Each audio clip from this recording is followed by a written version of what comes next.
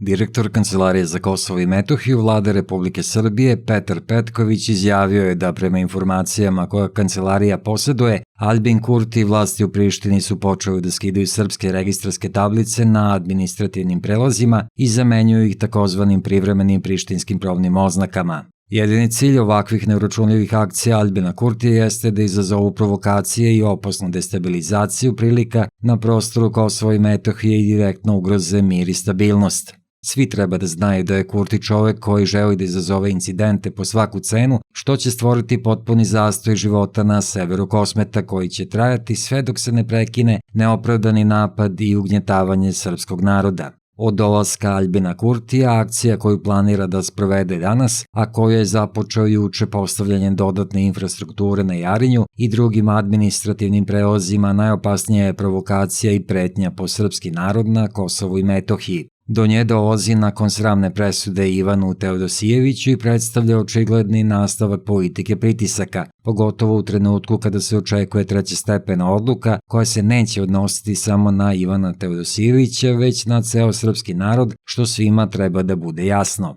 Kurtijev podli naum govori o najbrutalnijem kršenju Briselskog sporazuma kojim se reguliše sloboda kretanja kao i ostalih sporazuma postignuti u Briselu ovim povodom. Ovim represivnim merama posebno će biti pogođen naš narod na severu Kosova i Metohije, što je i jedan od glavnih ciljeva Prištine. Na ovaj način u pitanje se dovodi život srpskog naroda u pokrajini i zato će Srbi umeti da odgovore na ovakve provokacije Prištine. Srbi sa Kosova i Metohije neće dozvoliti Kurtiju da im se na ovaj način krše prava i ugrožavaju dve najsvetije vrednosti, pravo na slobodu kretanja i pravo na slobodu govora. I zato ćemo biti istrajni u zaštiti prava srpskog naroda na Kosmetu, navodi se u izjavi Petkovića.